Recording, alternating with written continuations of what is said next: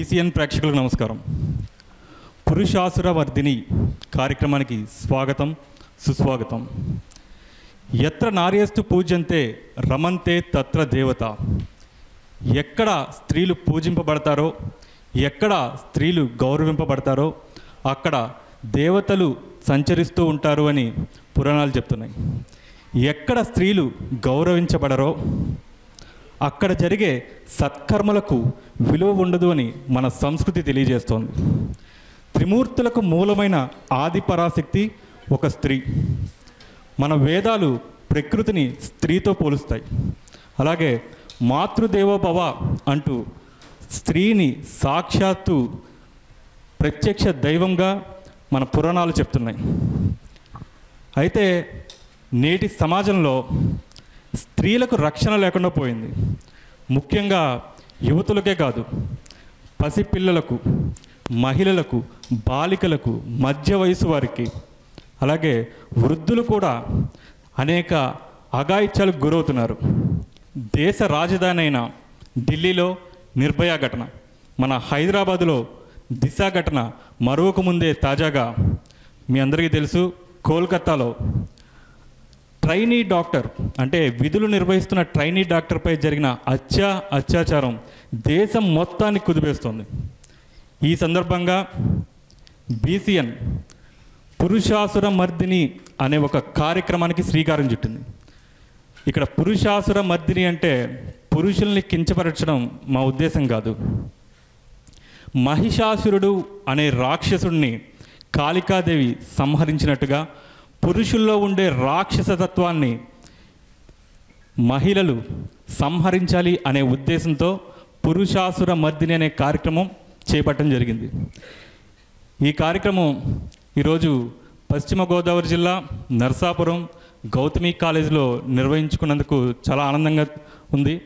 ఈ కార్యక్రమంలో మనతో పాల్గొనడానికి ప్రముఖ వైద్యురాలు, మహిళా కమిషన్ మాజీ సభ్యురాలు డాక్టర్ సిరిగినీడి రాజ్యలక్ష్మి గారు, అలాగే నరసాపురం టౌన్ ఎస్ఐ జయలక్ష్మి గారు, అలాగే గౌతమి కాలేజ్ ప్రిన్సిపల్ శ్రీనివాస్ గారు మనతో ఉన్నందుకు వారికి మా బీసీఎన్ తరపున ఈ కార్యక్రమానికి స్వాగతం తెలియజేసుకుంటున్నాం. ఆకాశం తాకే నీ ఆక్రందనలు మనసారా వినువారెవరు, నిట్టూర్పున నలిగే నీ గుండెల దిగులు సవరించే మనవారెవరు. కళమారుతున్న జీవితం కలతలోకి జారెనా, కలలు కన్న కనులకు నీటి చెమ్మ తగిలెనా, వెలుతురైన ప్రతిదినం చూపుతోంద వేదన, అందమైన బతుకున అలజడి చలరేగెనా. ఏమిటి నీ పాపం, ఏమిటి నీ నేరం, చీకటి ముసిరిందే చిటికల్లోనా, తీరదు నీ శోకం, మారదు ఈ లోకం, తరములు ఎన్నైనా నీ కథ ఇంతేనా. అయితే మన ముందు ఒకసారి రాజ్యలక్ష్మి గారితో మొదలు పెడతాము. రాజ్యలక్ష్మి గారు నమస్తే మేడం.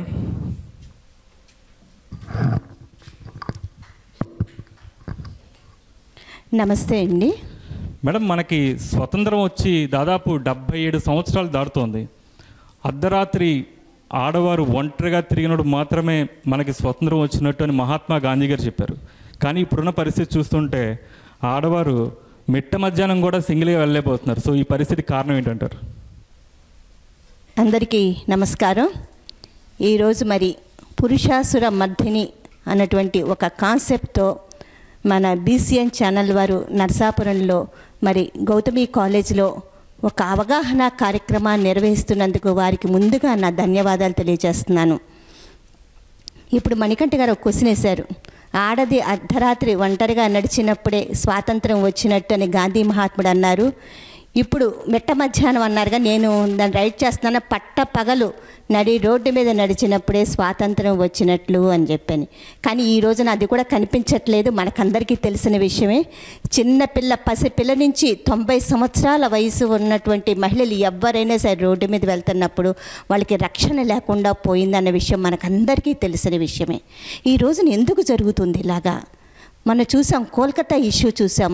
ఆర్జేకర్ హాస్పిటల్లో ఒక duty doctor, trainee doctor 36 hours duty చేసే ఆవిడ పడుకోవటానికి అని చెప్పి సెమినార్ హాల్కి వెళ్తే, స్లీపింగ్ హాల్ పక్కన ఉందంట, సెమినార్ హాల్కి వెళ్తే 4 అవర్స్ 5 అవర్స్ నరకం అనుభవించి 2 కాళ్ళు వెడకొట్టి ఆవిడ అంతర్గత అవయాలంటే ఇంటర్నల్ ఆర్గాన్స్ నుంచి కూడా బ్లీడింగ్ వచ్చేటట్లు తల వెనక నుంచి కాళ్ళతో కుంబేసి పుర్రె కూడా పగిలిపెట్టేట్టు, స్కాల్ప్ కూడా పగిలిపెట్టేట్టు చేశారంటే ఈ రోజున సమాజం ఎటువైపు వెళ్ళిపోతుంది?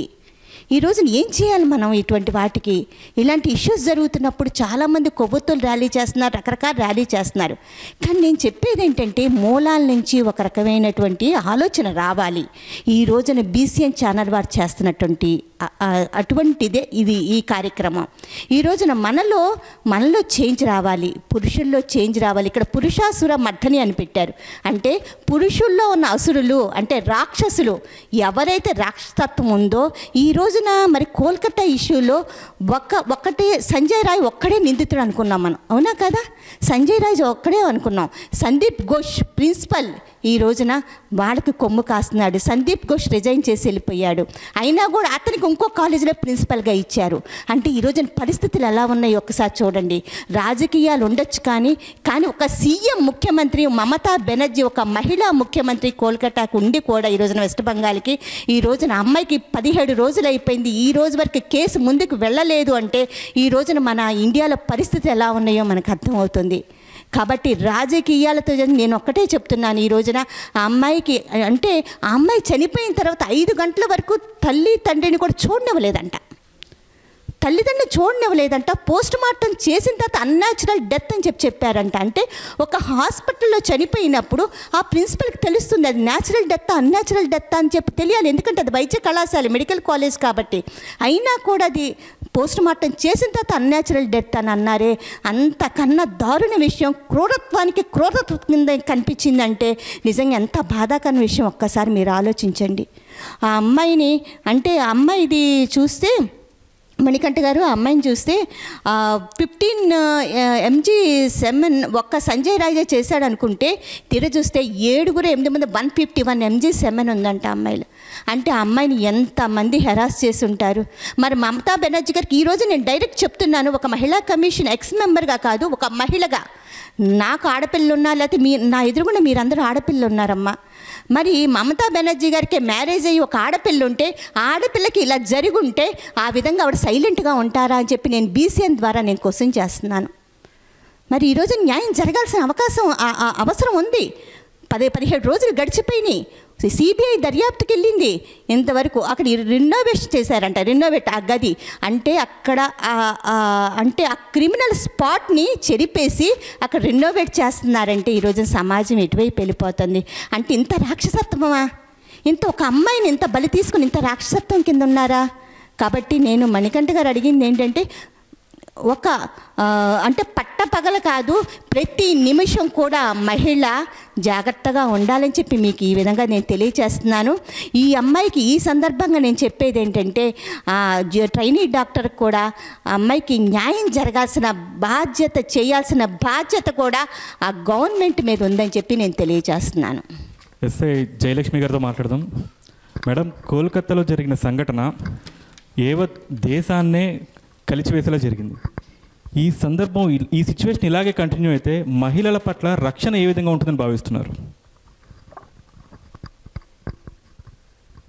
బీసీఎన్ వాళ్ళు ఈ కార్యక్రమాన్ని చేపడుతున్నందుకు నాకు చాలా గర్వంగా ఉంది. ఎందుకంటే మహిళల పట్ల జరిగే అన్యాయాలపై వీళ్ళు తీసుకుని ప్రోగ్రాం చేయడం వల్ల ఇది మారుమూల ప్రాంతాలకి ప్రతి ఒక్కరూ చూసే న్యూస్ ఛానల్లో కానీ స్టూడెంట్స్కి కానీ అర్థమవుతాయి ఏంటి సమాజంలో ఏం జరుగుతుంది, మనం ఏం చేయాలి, మన రక్షణ ఎలా పొందాలి అన్నవి ఎంతో కొంత అవగాహన అనేది కేవలం మీడియా ద్వారానే తెలుస్తుంది. మనం మార్నింగ్ లెగిస్తే మీడియా మన చేతుల్లో ఉంటుంది. దానివల్ల ప్రతి విషయం మనకి అవగాహనలోకి వస్తుంది. ఇలాంటి సిచ్యువేషన్సే కంటిన్యూ అవుతూ ఉంటే మహిళల పట్ల రక్షణ అనేది ఉండదు. అది ఏంటంటే మనమే ఫస్ట్ ఆఫ్ ఆల్ ఎదుర్కోవాలి. ఫర్ సపోజ్ మనము కాలేజ్కి వెళ్తూ ఉంటాం, ఒక అబ్బాయి మనల్ని చూసి నవ్వుతాడు, మన వెనకాతలు వచ్చి నవ్వుతున్నాడు కదా అని చెప్పేసి అది ఇంకా ముందుకు వెళ్ళదు అనే ఉద్దేశంతో మనం వెళ్ళిపోతాం. తర్వాత రోజు మనల్ని వాడు ఫాలో అవుతాడు, కొంచెం భయం వేస్తుంది. ఇంట్లో చెప్తే పేరెంట్స్ మనల్ని తిడతారేమో, కాలేజ్ మానిపించేస్తారేమో, ఇలాంటి అపోహతో పేరెంట్స్కి చెప్పరు. ఎంతవరకు వస్తుందంటే వాడు మీ మీద అటాక్ చేసేంతవరకు. సో ఏదైనా సిచ్యువేషన్స్ జరుగుతున్నప్పుడు మన లైఫ్లో ఫస్ట్ ఆఫ్ ఆల్ మనం దానికి వెంటనే రియాక్షన్ అనేది ఉండాలి. కనీసం మీరు దానికి రెస్పాండ్ అయ్యి మీ పేరెంట్స్కి కానీ, కాలేజెస్లో అయితే మీ ప్రిన్సిపల్కి, టీచర్స్కి కానీ చెప్పడం వల్ల ఏమవుతుందంటే అక్కడికక్కడికి మనం దాన్ని రెక్టిఫై చేసుకోవడానికి మన దగ్గర ఒక సొల్యూషన్ ఉంటుంది. ఇన్ కేస్ అది మన చేతుల్లో లేకుండా దాటిపోతే కనుక దానివల్ల మనకి నష్టం కలుగుతుంది తప్పించి ప్రయోజనం ఉండదు. ఎప్పుడైతే మనం భయపడి స్టెప్ తీసుకోకపోతామో అప్పుడే మనం మన పతనానికి మన చేతులారా నాంది పలికేసినట్టే. సో ఇన్ కేస్ ఎప్పుడైనా మీకు ఎవరైనా కాల్స్ ద్వారా కానీ, మిమ్మల్ని అబ్యూస్ చేస్తూ కానీ, మిమ్మల్ని ఫాలో అవుతూ కానీ ఇలాంటివి ఏమన్నా మీ పట్ల జరిగినట్లయితే వాటిని ఎంకరేజ్ మాత్రం చేయొద్దు. నేను బయట చాలా కేసెస్ చూస్తున్నానండి మేడం. ఏంటంటే కాలేజ్ స్టూడెంట్స్, స్కూల్స్ వీళ్ళు కూడా లవ్ అనే ఒక ట్రాప్లో పడుతున్నారు. వీళ్ళ దగ్గర నుంచే స్టార్ట్ అవుతుంది. ఎవరైతే మిమ్మల్ని లవ్ చేస్తున్నాను అని చెప్తారో వాళ్ళే మిమ్మల్ని మోసం చేస్తారు, వాళ్ళే మీ జీవితాలు నాశనం చేస్తారు. 90% మీరు ఎవరినైతే నమ్ముతారో వాళ్ళే మీ జీవితాలను నాశనం చేయడానికి ఆస్కారం ఉంది. ఇంకా 10% ఏంటంటే మీరు ఎప్పుడైనా బయటికి వెళ్ళినప్పుడు మీకు ఎవరో తెలియని పర్సన్స్ ఎవరైనా ఉన్నప్పుడు వాళ్ళ వల్ల ఇలాంటి ఘటనలు జరుగుతాయి. కానీ 90% మనకు తెలిసిన వ్యక్తుల ద్వారానే. ఏదైతే కోల్కతాలో ఘటన జరిగిందంటున్నారో ఆవిడ మీద ఎవరైతే ఆ పర్సన్ ఉన్నారో ఆ పర్సన్ వాలంటీరు, అక్కడికి ఆల్రెడీ ఆ హాస్పిటల్స్కి వచ్చి వెళ్తూ ఉన్న వ్యక్తి పరిచయం ఉంది అని మాకు తెలిసింది. సో మనకు తెలిసిన వ్యక్తులే మనల్ని నాశనం చేస్తారు. ప్రజెంట్ బయట పోక్సో కేసులు అంటారు, 18 years బిలో ఉన్న పిల్లల మీద అఘాయిత్యాలు జరుగుతున్నాయి. అవన్నీ చూసుకుంటూ ఉంటుంటే ఇప్పుడు సిచ్యువేషన్ ఎలా ఉంటుందంటే ఇంటి పక్కన తాత అంటే మన ఓన్ కాదు, మన ఇంటి పక్కన చుట్టుపక్కల వాళ్ళని ఏమని పిలుస్తారు గౌరవప్రదంగా? అమ్మ వాళ్ళు ఏమని చెప్తారు ఎదుర్కొంటా వాళ్ళని? తాతయ్య అని పిలువమ్మ, పక్కింటాయని బాబాయ్ అని పిలువమ్మ, ఇలా అని మనకి నేర్పిస్తారు. పేరు పెట్టి పిలవడం కాదు. ఎలా అయితే బాబాయి, తాతయ్య, పెద్దనాన్న అని పిలుస్తున్నారో వాళ్ళు అఘాయిత్యాలు చేస్తున్నారు పిల్లల మీద. అలాగే అట్ ద సేమ్ టైం మన వాళ్ళు అనుకున్న వాళ్ళే. నేను కొన్ని కేసెస్ చూసేసరికి ఇట్లా బాబాయి, తాతయ్య అన్న వాళ్ళు కొంతమంది ఉన్నారు. తర్వాత ఇప్పుడు మా మావయ్య ఇంట్లో వాళ్ళ ఫ్రెండ్, మన మావయ్య వాళ్ళ ఫ్రెండ్, మన మావయ్య ఎప్పుడు ఇంట్లోనే ఉంటాడు. వాళ్ళ ఫ్రెండ్ అనేసరికి ఆయన్ని మావయ్య అని పిలుస్తాం, ఏదోటి పిలుస్తాం. అలాంటి వాళ్ళ అఘాయిత్యాలు చేసిన కేసులు చూసాం. ఇంకోటి ఏంటంటే పేరెంట్స్ సింగిల్ విడోస్ ఉంటారు, వాళ్ళు సెకండ్ మ్యారేజ్ చేసుకుంటారు. స్టెప్ ఫాదర్ అవుతారు ఆయన అఘాయిత్యాలు చేసినాయి. ఏలూరులో రీసెంట్గా అలాంటి ఘటన కూడా జరిగింది మేడం. ఒక ఫాదరే ఒక ఆవిడని పెళ్లి చేసుకున్నాడు, సెకండ్ మ్యారేజ్ చేసుకున్నాడు. ఆ మదర్కి 2 అమ్మాయిలు ఆల్రెడీ ఉన్నారు. తర్వాత ఈయన పెళ్లి చేసుకున్నాడు. ఈయన పిల్లలు కాదు కానీ తండ్రి అనే పిలుస్తారు వాళ్ళు, ఎందుకంటే తల్లిని పెళ్లి చేసుకున్నాడు కాబట్టి. ఆ తండ్రి 2 అమ్మాయిలని యూజ్ చేసుకున్నాడు. ఫస్ట్ అమ్మాయికి బేబీ పుట్టింది, బేబీ కూడా పుట్టేసింది అమ్మాయికి. సెకండ్ అమ్మాయిని కూడా యూజ్ చేసుకుంటున్నాడు. సో ఇలాంటి పరిస్థితులన్నీ మన చుట్టూ జరుగుతున్నాయంటే దానికి మన చుట్టూ ఉన్న వాళ్ళే మెయిన్ కారణం. ఎవరో ఎక్కడి నుంచో రావాల్సిన అవసరం లేదు. ఫస్ట్ ఆఫ్ ఆల్ మన చుట్టూ ఉన్న వాళ్ళే మన మీద అఘాయిత్యాలు చేస్తున్నారు. అవి బయట పెట్టలేకపోతున్నామంటే మనలో ఫస్ట్ ఆఫ్ ఆల్ లోపం ఉంది. మీరు ఒకటే ధైర్యంగా ఉండండి, భయపడద్దు. ఫస్ట్ దాన్ని ఓపెన్ చేయండి. అది ఎవరైనా సరే, మీ పక్కింటి ఆయన అయితే అమ్మ తిడతదనో, లేకపోతే మనల్ని ఏమన్నా అంటదేమో, కాలేజెస్ మానిపించేస్తారేమో, మనల్ని అబ్యూస్ చేస్తారేమో, మీరు మాట్లాడకపోతే వాళ్ళు ఎలా ఉండరా అని క్వశ్చన్ చేస్తారేమో కాలేజీలో కానీ బయట కానీ, ఇలాంటి అనుమానాలు పెట్టుకుని అవి దాయకుండా, భయపడకుండా అవి ఎప్పుడైతే బయటపడతారో ఎంతో కొంత రెక్టిఫికేషన్ అనేది మన దగ్గర నుంచి స్టార్ట్ అవుతుంది. అప్పుడు మనం దానికి సొల్యూషన్ అనేది వెంటనే వెతుక్కోగలం. అలా కాకుండా ఎప్పుడైతే భయపడి మీరు అన్నింటినీ దాస్తారో తర్వాత ఇంక సొల్యూషన్ అనేది దొరకదు. ఫైనల్ మన మీద అటెంప్ట్ అనేది జరిగిపోతున్నాయి. సో మీరు భయపడకుండా మీ లైఫ్లో ఏ సిచ్యువేషన్ జరిగినా సరే అవి బయట పెట్టడానికి ధైర్యం చేసి బయట పెట్టండి. నేను వెస్ట్ గోదావరి డిస్ట్రిక్ట్ వచ్చి 4 years అవుతుంది. ఒక 1 year పాలకొల్లులో వర్క్ చేశాను. నెక్స్ట్ నుంచి ఇక్కడ ట్రాఫిక్ చేశాను నరసాపురంలోనే. తర్వాత ఉమెన్ పిఎస్ వెళ్ళిపోయాను.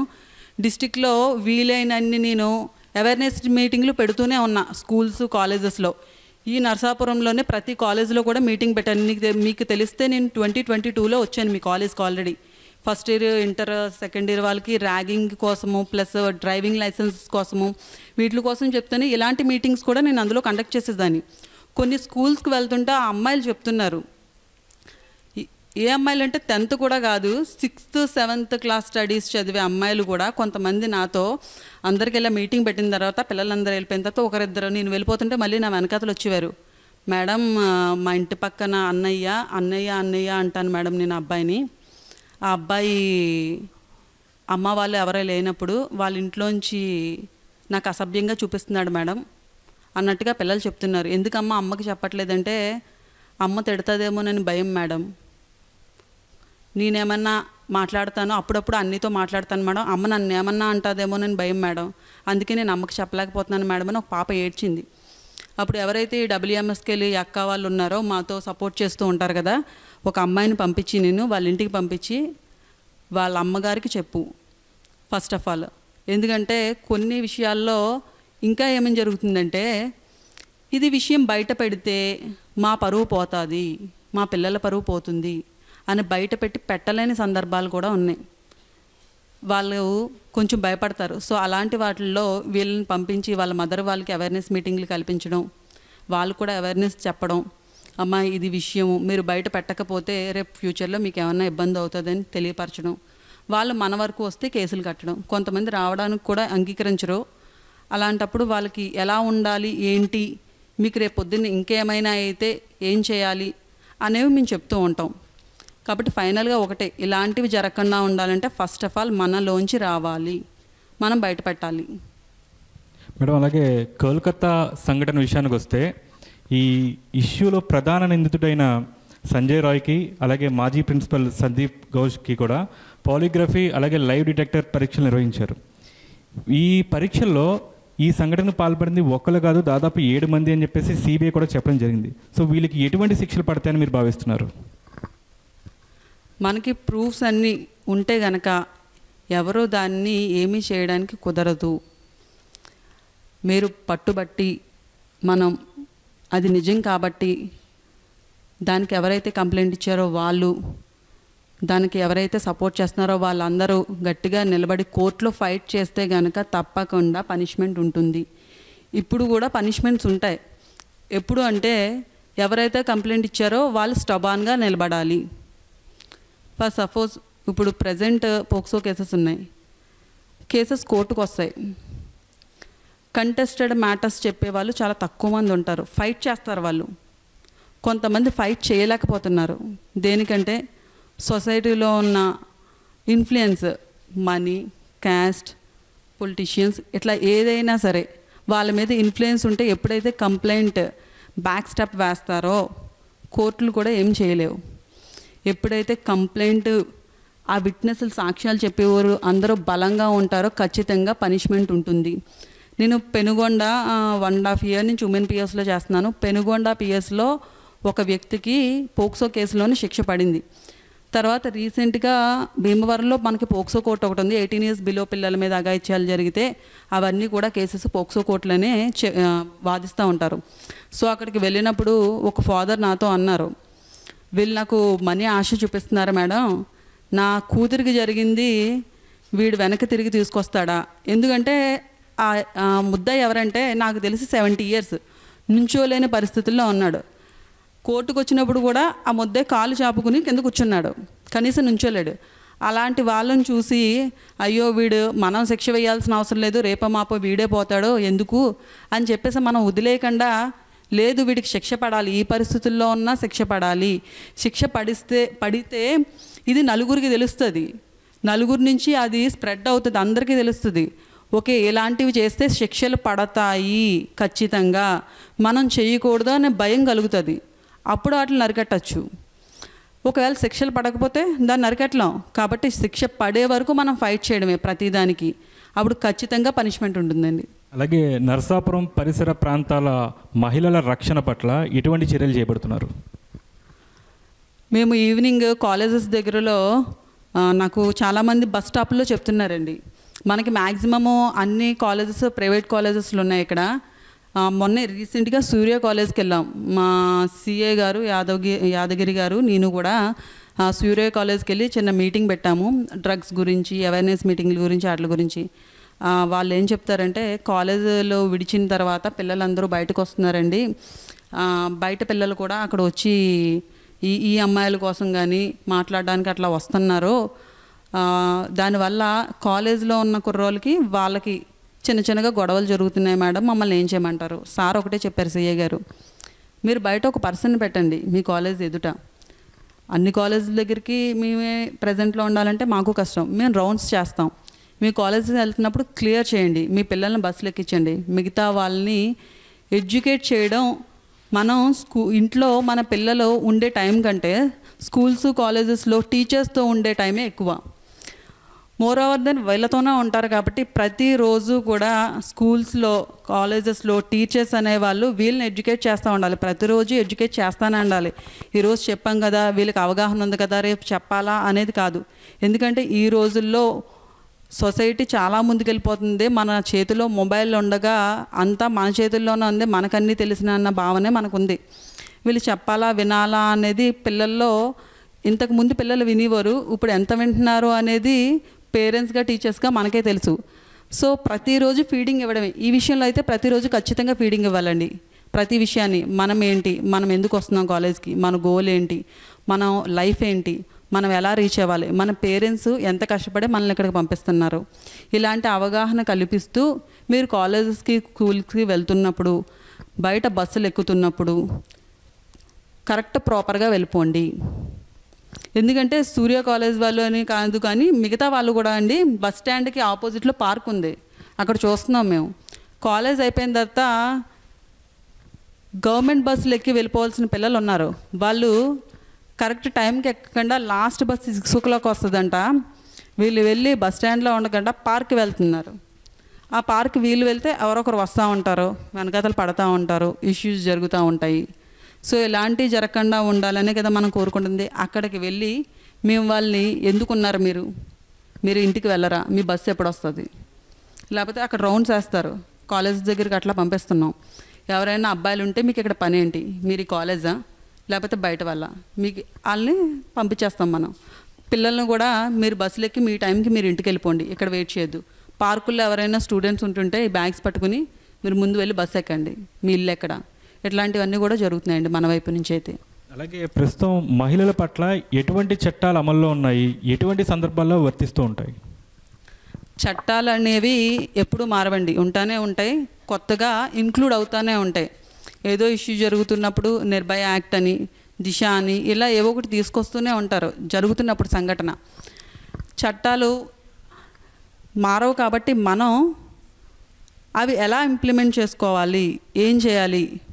ఫర్ సపోజ్ ఒక అబ్బాయి మీకు ఇష్టం లేకుండా మిమ్మల్ని చూసినా అది తప్పే, మీకు సైగలు చేసినా తప్పే, మీ వెంట పడినా తప్పే. మీరు మిమ్మల్ని చూసి సైగలు చేస్తేనే తప్పైనప్పుడు ఇంకా స్టెప్స్ వేస్తే ఎన్ని చట్టాలు ఉంటాయి? మనకు అన్నీ ఉన్నాయి, ఏమీ లేవని కాదు.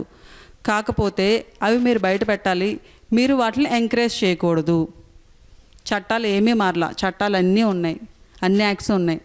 రీసెంట్గా దిశ అనేది పెట్టారు కానీ అది ఇంప్లిమెంట్ అయితే అవ్వలేదండి, యాక్ట్ అనేది అవ్వాల. ఎందుకంటే 7 daysలో ఎఫ్ఐఆర్ అనేది అవ్వదు. ఎందుకు అంటే ఫర్ సపోజ్ ఒక కేసు కడతారు, ఆ కేసు కట్టిన తర్వాత విట్నెస్ని ఎగ్జామినేషన్ చేయాలి, ఆ సీన్కి వెళ్ళాలి, దానికి సంబంధించిన మీడియేటర్స్ రిపోర్ట్ రాయాలి, ఆ మీడియేటర్ బయట నుంచి తీసుకురావాలి, వాళ్ళు సంతకాలు పెట్టాలి, డాక్టర్స్కి ఎగ్జామినేషన్కి పంపించాలి, వాళ్ళ రిపోర్ట్స్ ఇవ్వాలి. ఆ రిపోర్ట్స్ ఇచ్చిన తర్వాత ఫైనల్గా ఛార్జ్షీట్ అనేవి పడతా ఉంటాయి. దీనికి మనకు టైం పడుతుంది కాబట్టి అది 7 days 22 days ఎఫ్ఐఆర్ వేయాలి, 7 daysలో ఎఫ్ఐఆర్ వేయాలి, ఇలాంటివన్నీ రావడం వల్ల అది ఇంప్లిమెంట్ అవ్వలేదు. కానీ 100 calls చేసినా 112 calls చేసినా ఏ ఇష్యూస్ అయినా ఆ టైంకి పోలీసులు వస్తూనే ఉంటారు. కొన్ని యాప్స్లో మనకి పోలీస్ స్టేషన్ నెంబర్స్ కానీ లేకపోతే లొకేషన్స్ కానీ ఇవన్నీ ఉంటానే ఉంటాయి. అవి మనం యూటిలైజ్ చేసుకుంటూ ఈ చట్టాలను ఉపయోగించుకుంటూ ముందుకు వెళ్ళాలి. అయితే రాజ్యలక్ష్మి గారు, జయలక్ష్మి గారు, with your permission, Gautami college students కూడా మీతో ఇంటరాక్ట్ అవ్వడం రెడీగా ఉన్నారు. వాళ్ళు కూడా మిమ్మల్ని క్వశ్చన్స్ వేద్దాం అనుకుంటున్నారు. With your permission. Good morning madam, I'm baby, I'm studying 3rd BSc MPCS. నేను మేడం ఎస్ఐ మేడంని అడుగుదాం అనుకుంటున్నాను. అంటే మహిళలు ఆపదలో ఉన్నప్పుడు ఏ నెంబర్కి కాల్ చేయాలి? ఎవరికి కరెక్ట్గా అవగాహన లేదు మేడం, ఏ నెంబర్కి కాల్ చేయాలి ఆపదలో ఉంటే అని ఎవరికి అవగాహన లేదు. సో ఏ నెంబర్కి కాల్ చేయాలి? ఒకవేళ మీరు ఆపదలో ఉన్న వాళ్ళు కాల్ చేస్తే మీరు వెంటనే ఏం చర్యలు తీసుకుంటారు అన్నది నా క్వశ్చన్. మనకి 110, 112 ఈ కాల్స్ ఉంటాయి. ఇవి రెగ్యులర్గా దీనికి కనెక్షన్ ఏలూరులో ఉంటుంది. మనకి ఏలూరు, విజయవాడ. మనకి ఇక్కడి నుంచి కాల్స్ అక్కడికి వెళ్ళి అక్కడి నుంచి అసైన్ చేస్తారు. అంటే ఇది మన ఎవరైనా ఫోన్ చేశారనుకోండి, ఆ ఫోన్ ఎక్కడి నుంచి వచ్చింది ఏంటి అని మీ డీటెయిల్స్ తీసుకుని ఆ కాల్ ఎవరికి పంపించాలి.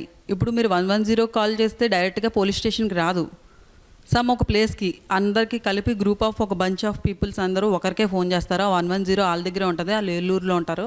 వాళ్ళు లిఫ్ట్ చేసి మీ డీటెయిల్స్ అన్నీ తీసుకుని వాళ్ళు ఎవరికి అసైన్ చేయాలి అని చూసుకుని ఆ పోలీస్ స్టేషన్కి కాల్ చేస్తారు. ప్రతి పోలీస్ స్టేషన్లో కూడా ట్యాబ్స్ అనేవి ఉంటాయి. ట్యాబ్స్ అనేవి గవర్నమెంట్ ప్రొవైడ్ చేసింది ట్యాబ్స్. అవి ఈ 110 కాల్స్ డైరెక్ట్గా వెళ్ళిన తర్వాత వాళ్ళు మళ్ళీ స్టేషన్కి ఫోన్ చేసి ఇట్లా పర్సన్ ఒక అమ్మాయి కానీ అబ్బాయి కానీ ఫోన్ చేశారు, పలానా అడ్రస్సు, ఇది ఇష్యూ అంట, మీరు వెళ్ళండి అని చెప్తారు. మనకి అది 10 కిలోమీటర్స్ దూరం అయి ఉండొచ్చు, మన పోలీస్ స్టేషన్ నుంచి 2 కిలోమీటర్స్ దూరం అయి ఉండొచ్చు. ఒకవేళ మనం వెళ్ళేసరికి టైం పట్టచ్చు, వాళ్ళు అక్కడ ఇష్యూ వెళ్ళిపోవచ్చు, ఏదైనా జరగచ్చు. మాకు మినిమం ఆ ఫోన్ అందుకుని కాల్ వెంటనే మా దగ్గర ప్రజెంట్లో ఉన్న పర్సన్స్ని పంపిస్తాం. అలా కాకుండా గవర్నమెంట్ నెంబర్స్ ప్రతి ఆఫీసర్ దగ్గర ఉంటాయి. గవర్నమెంట్వి ఖచ్చితంగా అన్నోన్ నెంబర్స్ వస్తే ఎత్తకపోయినా సరే గవర్నమెంట్ ఆఫీసర్ ప్రతి ఎస్ఐ దగ్గర, సిఐ దగ్గర గవర్నమెంట్ ఆఫీసర్స్కి గవర్నమెంట్ నెంబర్స్ ప్రొవైడ్ చేస్తారు. అవి ఖచ్చితంగా ఎత్తుతారు. ఎత్తిన వాళ్ళు అటెండ్ కాలేకపోయినా, ఇప్పుడు నేను ఇక్కడ ఉన్నాను ప్రజెంట్, ఫోన్స్ వస్తూ ఉంటున్నాయి, వాళ్ళకి మెసేజ్లు చేస్తున్నాను కానీ ఈ సిచ్యువేషన్లో నేను వెళ్ళలేను. సో అలాంటప్పుడు వాళ్ళని మెసేజ్లు పెట్టి అసైన్ చేసేస్తారు ఎవరికొకరికి. ఖచ్చితంగా అది జరుగుతుంది. Good morning ma'am, my name is Prasanna, I'm studying in 3rd BSc computer science. నేను మహిళా కమిషన్ మ్యామ్ని అడగాలనుకుంటున్నాను. ఈ రోజుల్లో చాలా అత్యాచారాలు జరుగుతున్నాయి కదా మ్యామ్.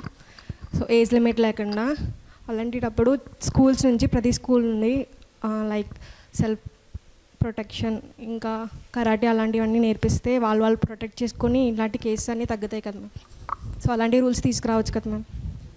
ప్రసన్న గారు అడిగిన క్వశ్చన్ ఏంటంటే మేడం, విద్యార్థి దశ నుండి కూడా సెల్ఫ్ డిఫెన్స్ కోసం ఎటువంటి శిక్షణ తరగతులు అవలంబిస్తే మంచిది అని చెప్పేసి మిమ్మల్ని అడుగుతున్నారు. ఇది చాలా మంచి క్వశ్చన్ అమ్మా. ఈరోజు ప్రతి ఒక్కళ్ళు కూడా ఆలోచించాల్సిన విషయం. ఎందుకంటే ఎవరో వచ్చి ఏదో చేస్తారనుకుంటే చాలా కష్టం. ఆ రోజున గాంధీ మహాత్ముడు నాకెందుకులే అని ఊరుకుంటే ఎవరో వస్తారులే అనుకుంటే మనకు స్వాతంత్రం వచ్చేదా? కాదు కదా. ఆయన ఒక అడుగు వేశారు, వెనకాల వేల లక్షల అడుగులు పడ్డాయి. కాబట్టి ఈ రోజున మన స్వేచ్ఛా స్వాతంత్రాలు పీల్చుకుంటున్నాం. అదేవిధంగా ఈ రోజున మన వెనకాల మన అన్నయ్య మన నాన్న వస్తాడనుకుంటే కాదు. మనం ఏం చేయాలి, మనం ఎలా వెళ్ళాలి, మన రక్షణ ఎలా చేసుకోవాలో మన చేతుల్లోనే ఉంది. మన జీవితం మన చేతుల్లో ఉందని మీరు తెలుసుకోండి. ముందు మన స్వీయ రక్షణ కోసం మీరు కరాటే కానీ, జూడో కానీ, మార్షల్ ఆర్ట్స్ నేర్చుకోవాల్సిన అవసరం ఎంతైనా ఉంది. అదేవిధంగా స్కూల్స్లో కానీ కాలేజ్లో కూడా ఈ డిఫెన్స్ ఈ మెకానిజం పెడుతున్నారు కూడా, చాలా చోట్ల ఉంది సెల్ఫ్ డిఫెన్స్ది. అంటే ఇంకా కొన్ని కాలేజ్లో పెట్టాల్సిన అవసరం కూడా ఉంది. తప్పకుండా దీని మీద మేమందరం కూడా ఒకసారి దృష్టి సారిస్తాము.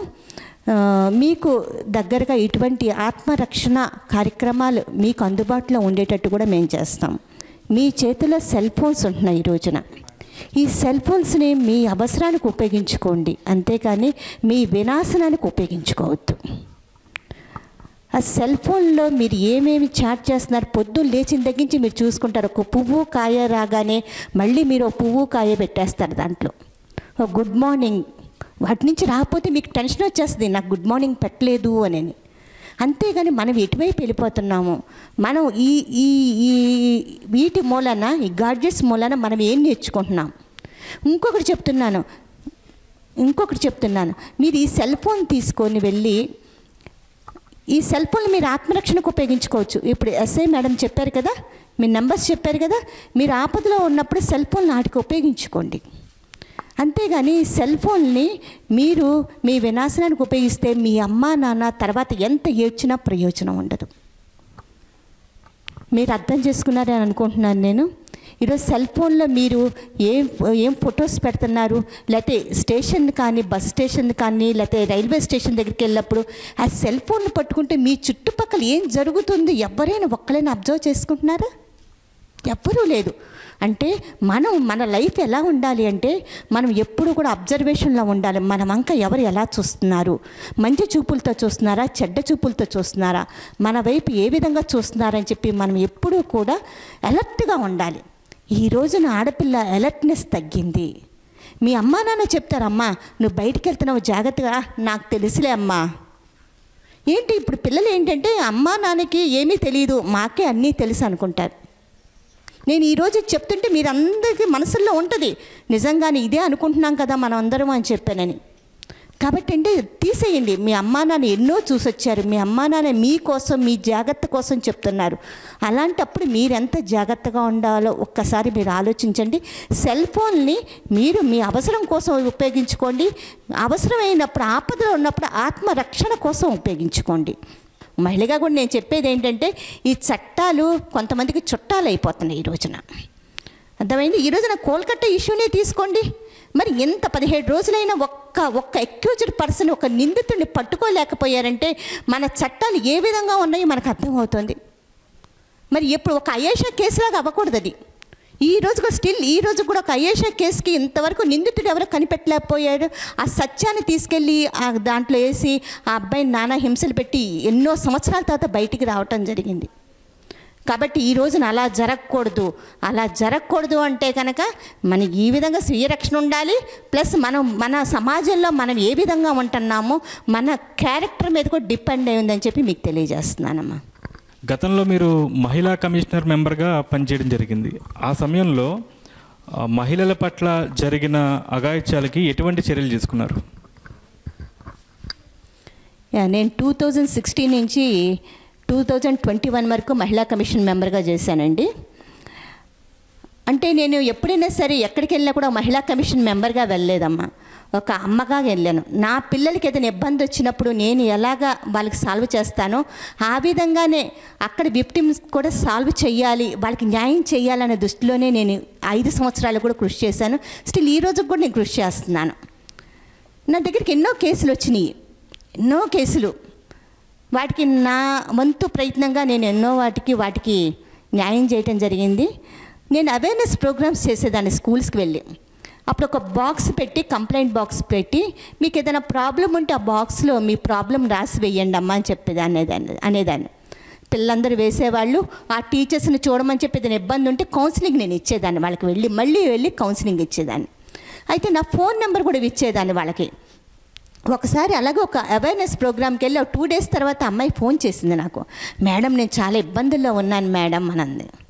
ఏంటమ్మా అంటే ఒక అబ్బాయి నన్ను మెడ తీసేస్తానంటున్నాడు, కాళ్ళు ఇరిసేస్తానంటున్నాడు, చెయ్యి లాగేస్తానంటున్నాడు మేడం, నాకు భయం వేస్తుంది మేడం, నన్ను ఏం చేయమంటారు మేడం అని చెప్పాను.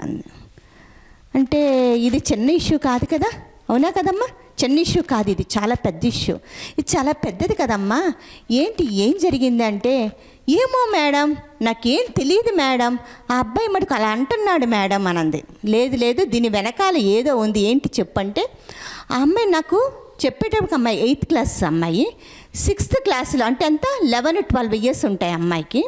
ఆ 12th year ఏజ్లో 23 సంవత్సరాల అబ్బాయితో బండి మీద వెళ్తుంటే వాళ్ళ పెద్దలు చూశారంట, పేరెంట్స్ చూసి మందలించారంట. ఏ మాటకమంటే అబ్బాయి భయపడ్డాడు. ఈ అమ్మాయి మటుకు ఎప్పుడు అబ్బాయితో మాట్లాడదామా అని చూస్తా ఉండి ఒక రోజున వెళ్ళి మాట్లాడటం జరిగింది. తర్వాత రాఖీ పండగ రోజున రాఖీ కడతానికి వెళ్ళిందంట. వెళ్తే అప్పుడు అబ్బాయి నీ మెడ ఇరిసేస్తాను, నీ కాళ్ళు ఇరిసేస్తాను, నీ చెయ్యి చేసేస్తాను అని చెప్పానంట.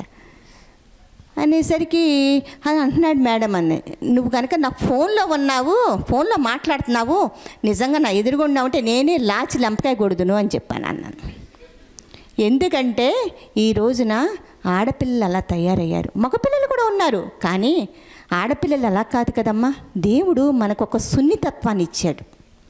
మనం ఏ విధంగా ఉండాలి, మనకొక సున్నితంగా ఉండే మనసునిచ్చాడు.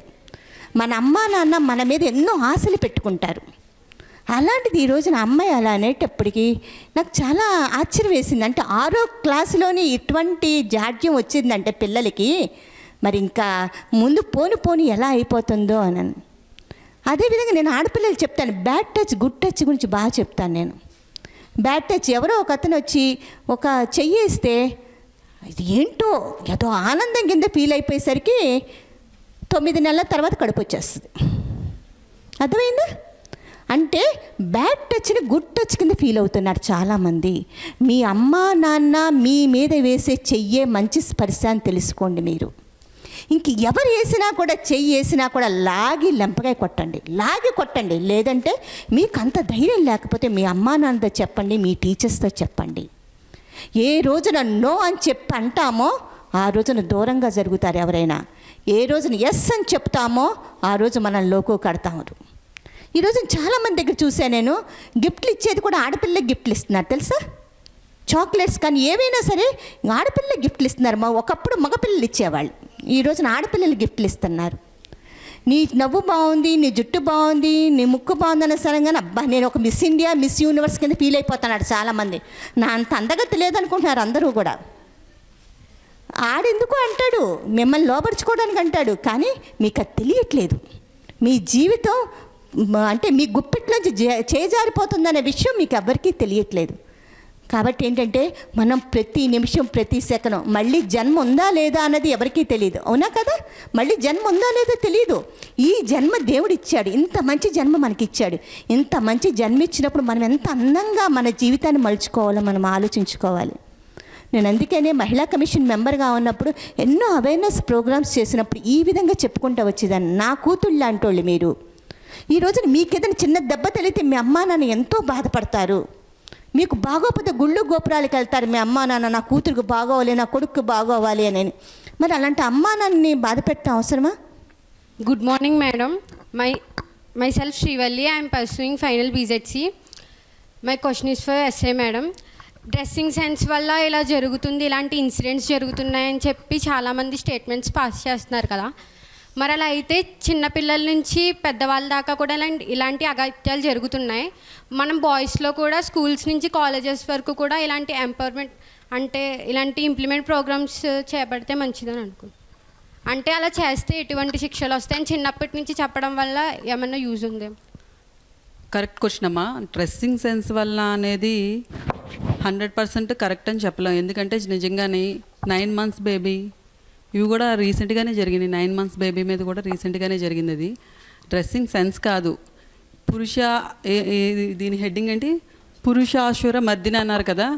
పురుషుల్లో ఉన్న అహాన్ని ప్లస్ వేరే విషయం ఏంటంటే ఏదైతే బయట మందు మద్యం మీకు డ్రింకింగ్ తర్వాత ఈ డ్రగ్స్కి బానిస అవుతున్నారో వాళ్ళు ఏంటంటే అవి తీసుకుంటుంటే మనిషిలా కాదు మృగంలా బిహేవ్ చేస్తున్నాడు.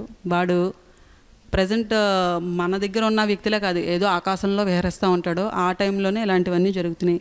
సో వీటి ప్రభావం కూడా చాలా చాలా ఉంటుంది. చాలా కేసెస్లో ఆ ముద్దాయిలది మేము మాట్లాడితే వాళ్ళు చెప్పే విషయం ఏంటంటే ఆ టైంలో మేము కాన్షియస్నెస్లో లేము, వాళ్ళలో ఉన్న ఆ చెడు ప్రభావం ఏదైతే ఉందో అది కోరిక తీర్చుకోవాలన్న ఆలోచన ఏదైతే కలుగుతుందో అది కాన్షియస్నెస్లో ఉన్నప్పుడు రాదు.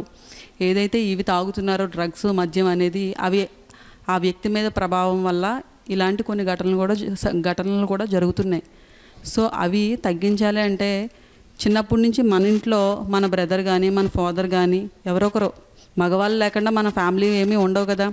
సో మన ఫాదర్ వాళ్ళు మన బ్రదర్స్ డ్రింక్ చేస్తున్నప్పుడు ఎందుకు నాన్న ఇలా చేస్తున్నారు, ఎందుకు అన్నయ్య ఇలా చేస్తున్నారు అని ముందు మనం వీళ్ళని ఎడ్యుకేట్ చేయాలి ఖచ్చితంగా. అది ఎందుకంటే మన ఫాదర్ తాగి ఇంటికి వస్తారు, అమ్మ ఏమని చెప్తుంది, వెళ్ళి వేరే రూమ్లో పడుకో అమ్మ, అంతేగాని నాన్నతో మాట్లాడమ్మ కూర్చోబెట్టి అని మాట్లాడుతుందా?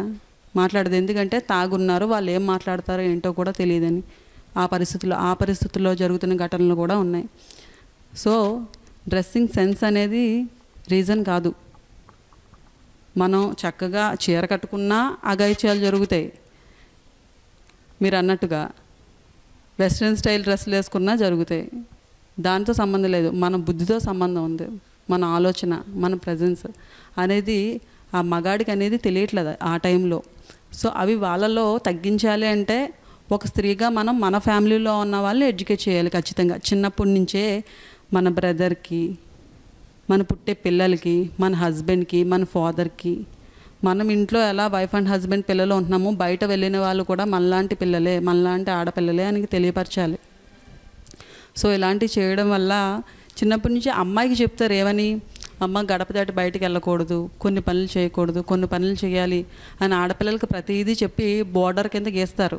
అలాగే అబ్బాయిలు కూడా బయట అమ్మాయిలు అందరూ నీ చెల్లెలు లాంటి వాళ్ళరా, వాళ్ళతో అలాగే బిహేవ్ చేయాలి, ఎవరిని టచ్ చేయకూడదు, తప్పు, ఎవరితో ఎంతవరకు మాట్లాడాలో అంతవరకు మాట్లాడాలని వాళ్ళు కూడా చెప్తూ ఉంటే ఆడవాళ్ళతో ఎంతవరకు బిహేవ్ చేయాలి అనేది వాళ్ళకు కూడా అవగాహన వస్తుంది. దానివల్ల ఇలాంటి అఘాయిత్యాలు కొంతవరకు తగ్గించడానికి ఆస్కారం ఉంటుంది.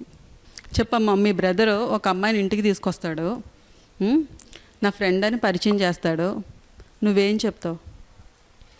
ఎంకరేజ్ చేస్తాం మేడం, ఫ్రెండ్ అన్నారు కాబట్టి ఎంకరేజ్ చేస్తాం. అది ఫ్రెండ్తో ఆగిపోతుందా?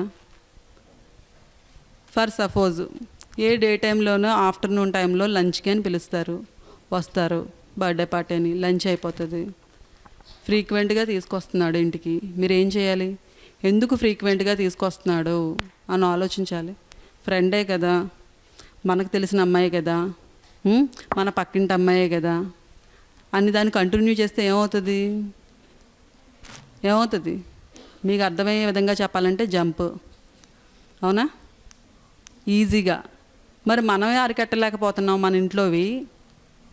ఏమవుతాయి ఇలాంటి ఘటనలు? రీసెంట్గా ఒక ఘటన, ఒక అమ్మాయికి నరసాపురంలోనే పెళ్ళి ఫిక్స్ చేసేసారు, ముహూర్తాలు పెట్టేసుకున్నారు, కట్నం ఇచ్చేసారు, హాఫ్ ఆఫ్ ది కట్నం ఆడికి పాపం. ఈ అమ్మాయి వాడు పెళ్ళికి బ్యానర్లకు ఫోటోలు దిగారు. పెళ్ళి ఇంకో 4 రోజులు ఉందనిపించుకుని జంప్. పాపం పెళ్ళి కొడుకు పరిస్థితి ఏంటి? ఇంట్లో అమ్మాయిలు పూర్వం ఏంటంటే ఆడవాళ్ళు నెత్తిమీద చెంగేసుకుని ఏడుస్తారు, అట్లాగా ఆడు నెత్తిమీద చెంగేసుకుని ఏడుస్తున్నాడు ఇంట్లో, ఎక్కడికి వెళ్ళిందని. 4 days తర్వాత మనం ఎలా అయితే తీసుకొచ్చి స్టేషన్లో కూర్చోబెడితే ఆ అమ్మాయి, నేను మేజర్ని, నాకు ఈ పెళ్ళి ఇష్టం లేదు, నేను వెళ్ళిపోయాను, నేను నా పేరెంట్స్తో వెళ్ళను. ఆ అమ్మాయిని పట్టుకోవడానికి నిజంగా మేము ఫోన్ కాల్స్ డీటెయిల్స్ పెట్టి పోలీసులు తిరిగి, ఆ అమ్మాయి వైజాగ్ వెళ్తే వైజాగ్ అస్తమాటకి మేము డీటెయిల్స్ తీసుకుని CDRలు పెట్టుకుని లొకేషన్లు పెట్టుకుని ఆ వెళ్ళి చోటకి, ఇక్కడి నుంచి నరసాపురం నుంచి వైజాగ్ వెళ్ళాలంటే ఈజీనా? మనం వెళ్తాం, వెళ్ళినప్పుడు అక్కడ వాళ్ళు ఉంటారా? ఉండరు. వీళ్ళే చుట్టాలే, ఈ అమ్మాయి చుట్టాలు అక్కడ ఉన్న వాళ్ళకి కాంటాక్ట్లు పెట్టి అక్కడికి వెళ్ళేలోగా వాళ్ళు అక్కడి నుంచి జంపు. అలా లొకేషన్లు మారుతా ఉంటానే ఉన్నాయి. ఎలా అయితేనే కంటిన్యూస్గా ఒకళ్ళు ఫాలో అయితే ఎలా అయితే వాళ్ళని తీసుకొస్తే, వచ్చినాక ఇంత పెంచి పెద్ద చేసిన తల్లిదండ్రులు, మీరు నాకు అవసరం లేదు, నాకు వాడంటేనే ఇష్టం, వాడితోనే వెళ్ళిపోతానని వెళ్ళిపోయింది. ఇంత కష్టపడి మిమ్మల్ని పెంచి పెద్ద చేసి చదివించి ఇంత చేసిన తర్వాత లాస్ట్కి సమ్ పర్సన్ మీ జీవితంలోకి వస్తే 60 yearsకి మీకు రూట్ మీరే వేసేసుకుంటున్నారు. 20 years నుంచి మీ తల్లిదండ్రులు ఎలా చదవాలి, ఏం చేస్తే మా పిల్లలు మంచిగా ఉంటుంది, వీళ్ళ భవిష్యత్తు, మీకు కట్టుకునే బట్ట, మీరు చదివే ఎడ్యుకేషన్, కాలేజ్, దానికి ఫీజులు ఎంతైనా వాళ్ళు ఖర్చు పెట్టి ఎందుకు బెటర్ మనకంటే బెటర్. ఏ తల్లిదండ్రులైనా సరే వాళ్ళు నార్మల్ పొజిషన్లో ఉన్నా వాళ్ళ పిల్లల్ని ఇంకా మంచి పొజిషన్లో చూడాలనే వాళ్ళు కష్టపడిన ప్రతి రూపాయి కూడా ఖర్చు పెడతారు, వాళ్ళ చదువుకు కానీ లేకపోతే ఏదైనా సరే. అలాంటిది వాళ్ళు అంత కష్టపడి చదివించి అన్నీ చేసిన తర్వాత అది కూడా ఆ పర్సన్ ఎలా పరిచయం అయ్యాడంటే ఇన్స్టాగ్రామ్. ఇప్పుడు చూస్తున్నవి సార్, మీరు కూడా సార్ వీళ్ళు మొబైల్స్ అప్పుడప్పుడు చెక్ చేస్తూ ఉండండి. నేను స్కూల్స్కి కాలేజెస్కి వెళ్తే సార్, స్కూల్స్కి వెస్ట్ గోదావరి డిస్టిక్లోని చాలా స్కూల్స్కి వెళితే టీచర్స్ చెప్పారు 8th classలో స్టూడెంట్స్కి ట్యాబ్లు ఇచ్చేవారు అప్పుడు ఆ టైంలో. ఆ ట్యాబుల్లో ఇన్స్టాగ్రామ్లు, ఫేస్బుక్లు, వాట్సాప్లు. నాకు తెలిసి మేడం మీ దాంట్లో ఫేస్బుక్, ఇన్స్టాగ్రామ్ ఉందా? నా దాంట్లో ఉండదు, కావాలంటే చెక్ చేసుకోండి. నాకు ఐడి కూడా లేదు, ఎందుకంటే అంత టైం కూడా ఉండదు. ఎప్పుడైతే మన దృష్టి వేరే వాటి మీద ఉంటుందో అనవసరమైన వాటి మీద ఉండదు. మనకి ఇది కాదు, అవసరమైంది ఏంటి? ఇన్స్టాగ్రాము, ఫేస్బుక్, లైక్లు, షేర్లు, ఇవి మనకు అవసరం కాబట్టి లేచిన వెంటనే ఏమొచ్చింది మేడం అన్నారు, ఏదో గుడ్ మార్నింగ్ మెసేజ్ పెడితే వెంటనే రిప్లై ఇవ్వాలి, రాకపోతే ఎందుకు రాలేదు, నాకు ఎందుకు ఈరోజు మెసేజ్ పెట్టలేదు, ఇంకెవరికి పెట్టావు, ఇది ఉంటుంది అన్నమాట టార్చర్. సో ఇవి తగ్గించుకుంటే ముందు ఇన్స్టాగ్రామ్లు ఫేస్బుక్లు అనేవి ఆటోమేటిక్గా లైఫ్ బాగుంటుంది. ఈ సోషల్ మీడియా చాలా చాలా చాలా ప్రభావం ఉందండి పిల్లల మీద. BCN ప్రోగ్రామ్ వాళ్ళకి ఇవి టెలికాస్ట్ చేస్తారు కాబట్టి తల్లిదండ్రులందరికీ నేను ఒక మాట చెప్తున్నానండి, కేవలం ఎవరైతే పిల్లలకి మొబైల్స్ ఇచ్చి ఆ మొబైల్స్లో వాళ్ళు ఏం చేస్తున్నారు ఏంటి అని దృష్టి పిల్లల మీద కనుక మనం పెట్టకపోతే మన పిల్లల భవిష్యత్తు మనమే నాశనం చేసిన పేరెంట్స్ అవుతాం, ఖచ్చితం ఇది. ఎందుకంటే నేను అమ్మాయిల కేసుల్లో వెస్ట్ గోదావరి డిస్ట్రిక్ట్లో పోక్సో కేసెస్లో నేను వాళ్ళ స్టేట్మెంట్లు వాళ్ళతో వెళ్ళి ఇంటరాక్ట్ అవుతాను. ఒక మహిళా ఎస్ఐగా మేల్ ఎస్ఐలు కానీ జెంట్స్ మాట్లాడలేరు, వీళ్ళతో ఓపెన్గా చెప్పలేరని ఓన్లీ ఫీమేల్స్తోనే రాయిస్తారు వాళ్ళ స్టేట్మెంట్లు. ఆ స్టేట్మెంట్లో వెళ్ళిన ప్రతి అమ్మాయి ఎలా పరిచయం అంటే ఇన్స్టాగ్రామ్లో కాల్స్, ఇన్స్టాగ్రామ్లో రీల్స్. అసలు ఏమవుతుందంటే 10th చదివినప్పటి నుంచి కూడా ఇన్స్టాగ్రామ్లో ఫాలో అవుతున్నారు. కొన్ని స్కూల్స్లో టీచర్స్ని అడిగితే నాకు ఏం చెప్పారంటే వీళ్ళ యాప్లో టీచర్స్లు లాకులు పెడతారంట మొబైల్ ఆ ట్యాబ్లకి. నాకు అది తెలీదు. ఒక టీచర్ చెప్పారు, మేము పెట్టిన ట్యాబ్లకి లాక్స్ ఉంటాయి మేడం, ఆ లాకులు వీళ్ళు బయటకు వెళ్ళి ఓపెన్ చేయించి కొన్ని యాప్లు వేయించుకుని వాటిని కనిపించకుండా హైడ్ కూడా చేస్తున్నారు పిల్లలు. అంటే టెక్నాలజీని ఎంత బాగా యూజ్ చేసుకుంటున్నారో చూడండి. మేము మా పనుల్లో ఉంటాం, టెక్నాలజీతో పని ఉండదు. ఇప్పుడు నన్ను ఇన్స్టాగ్రామ్లో ఒక మెసేజ్ పెట్టమన్నా రిక్వెస్ట్ పెట్టమన్నా నాకు నిజంగా తెలియదు. నాకు 24 గంటలు వాట్సాపే, మేము అన్నీ పంపించుకోవాలి, మెసేజ్లు ఫార్వర్డ్ చేయాలి. కాబట్టి వాట్సాప్ మనకి ఇన్స్టాంటేనియస్గా పాస్ అవుతుంది కాబట్టి ఇది మాకు అందుబాటులో ఉన్న ఒక యాప్ కాబట్టి ఇది మాత్రమే యూజ్ చేస్తాం, ఇంకేది యూజ్ చేయరు. మీ టీచర్స్ అయినా కూడా నాకు తెలిసి వాట్సాప్ని ఎక్కువగా యూజ్ చేస్తారు. కానీ మీ దగ్గర ఉన్న మొబైల్స్లో ఖచ్చితంగా ఇన్స్టాగ్రామ్, ఫేస్బుక్లు, ఫ్రెండ్ రిక్వెస్ట్లు ఉంటాయి. ఇక్కడ ఎవరు లేని వాళ్ళు ఉన్నారో చెప్పండి. నిజాయితీగా మీరు కాలేజ్కి మొబైల్ తీసుకురారేమో, మీకు ఇంట్లో మొబైల్స్ ఉంటాయి, ఆ ఇంట్లో ఉన్న మీ పేరెంట్స్ మొబైల్లో కూడా మీకు ఇన్స్టాగ్రామ్కి అకౌంట్ ఉంటుంది ఖచ్చితంగా, ఇది కన్ఫామ్. మీరు దాన్ని ఓపెన్ చేయకుండా ఉండరు. సో ఎప్పుడైతే సోషల్ మీడియా అనేది మీరు మీ ఎడ్యుకేషన్ పర్పస్కి ఉపయోగించుకుంటే మాత్రమే అది మీకు ఉపయోగపడుతుంది. ఏదైనా సరే మనం బాగుపడడానికి కానీ నాశనం అయిపోవడానికి కానీ ఏదైనా ఉపయోగపడతాయి, అది మనం యూజ్ చేసుకునే దాంట్లోనే ఉంది. థ్యాంక్ యూ మేడం, చాలా మంచి ఇన్ఫర్మేషన్ ఇచ్చారు. అయితే రాజలక్ష్మి గారు, ఎక్కువగా ఈవ్ టీజింగ్ కేసెస్ నమోదయ్యే వాటిలో ఇప్పుడు ఆ అమ్మాయి అడిగినట్టుగా మహిళల డ్రెస్సింగ్ విషయంలో కూడా చాలా, అంటే ఒక వర్గం ఏం చెప్తుంది అంటే వాళ్ళు మమ్మల్ని రెచ్చగొట్టే విధంగా చేస్తున్నారు, అట్లాంటి డ్రెస్సింగ్ వేసుకున్నారు, వాటి వల్ల ఈవ్ టీజింగ్ కేసెస్ కూడా ఎక్కువ అని చెప్పేసి కూడా ఒక వర్గం చెప్తూ ఉంటారు. సో దానికి మీరు ఏం చెప్తారు? నేను మహిళా కమిషన్ మెంబర్గా ఉన్నప్పుడు ఇలా అవేర్నెస్ ప్రోగ్రామ్స్ చేస్తున్నప్పుడు ఒక కాలేజ్కి వెళ్ళాను. నేను డ్రెస్సింగ్ గురించి చెప్తున్నాను, మీరు కరెక్ట్గా డ్రెస్ చేసుకోవాలమ్మా అని చెప్తున్నాను. వెంటనే ఒక అమ్మాయి లేచి, మేడం మాకు కాదు మేడం, తల్లులకి చెప్పండి మేడం అంది. నాకు అర్థం కాల ముందు. ఏంటమ్మా అంటే మా మదర్స్కి చెప్పాలి, పేరెంట్స్కి చెప్పాలి మేడం మీరు అంది. ఏమైంది అన్నానప్పుడు అలా ఫాదరు ఈ అమ్మాయి ఒక వెహికల్ మీద వెళ్తుంటే ఇంకొక వెహికల్ మీద ఒక లేడీ వెళ్తుందంట. జస్ట్ ఇప్పుడు టాప్స్ వస్తున్నాయి, స్కిన్ టైట్ ప్యాంట్స్ వస్తున్నాయి కదమ్మా, స్కిన్ టైట్ ప్యాంట్స్, ఈ టాప్స్ ఇక్కడికే కట్ అయిపోతాయి. అవి వేసుకొని అందుకు కొంచెం బాగా స్టౌట్గా ఉన్నట్టున్నారు ఆవిడ, వేసుకొని వెళ్తుంటే వాళ్ళ ఫాదర్ కామెంట్ చేశారంట, అమ్మా తల్లులు ఆ పిల్లని ఎక్కించుకొని తల్లులే ఇలాంటి డ్రెస్సులు వేసుకుంటే ఇంకా పిల్లలు ఎలా ఉంటారు అని. నాకు అప్పుడు గుర్తొచ్చింది. అంటే నేను చూసిన ఎక్కడో విన్నాను నేను, ఒక పెద్ద ఆయన్ని ఒక స్టూడెంట్ అడిగిందంట ఒక అమ్మాయి, సార్ గుడ్ డ్రెస్ అంటే ఏంటి, బ్యాడ్ డ్రెస్ అంటే ఏంటి అని. ఒక డ్రెస్ వేసుకొని నువ్వు రోడ్డు మీదకి వెళ్తే నిన్ను అప్రిషియేటింగ్గా చూస్తే అది గుడ్ డ్రెస్ అవుతుంది, నిన్ను వెకిలిగా చూసి నిన్ను కామెంట్ చేస్తే అది బ్యాడ్ డ్రెస్ అవుతుంది, నువ్వు ఎటువంటి డ్రెస్ వేసుకుంటావో నువ్వు నిర్ణయించుకో అన్నారంట పెద్ద ఆయన. కాబట్టి మీరు చూసుకోండి. ఈ రోజున నా ఫ్రెండే ఒక షాపింగ్ మాల్కి వెళ్ళింది, నాకు ఫోన్ చేసి చెప్పింది నా ఫ్రెండ్ ఒకరోజు. అక్కడికి వెళ్తే ఒక తల్లి ఒక 10-12 ఇయర్స్ పాప అనుకుంటా, తనకి చిన్న స్కర్ట్ చూపించి ఈ స్కర్ట్ తీసుకోమ్మా, నువ్వు ఈ స్కర్ట్ తీసుకోమ్మా అంటుందంట. అదేదో సీరియల్లో ఆ పాప వేసుకుంది కదే చాలా బాగుంది, అలా వేసుకుంటే బాగుంటుంది, నువ్వు కూడా వేసుకో అని అంటే అమ్మాయి అమ్మ ప్లీజ్ అమ్మ నాకు అట్లాంటివి వద్దు అమ్మ అని చెప్పి అమ్మాయి అంటుందంట. అంటే ఈ రోజున తల్లులు ఆ సీరియల్స్ చూసి సీరియల్స్ ప్రభావం వల్ల ఎంతవరకు వెళ్ళిపోతున్నారో మనం ఒక్కసారి ఆలోచించాలి.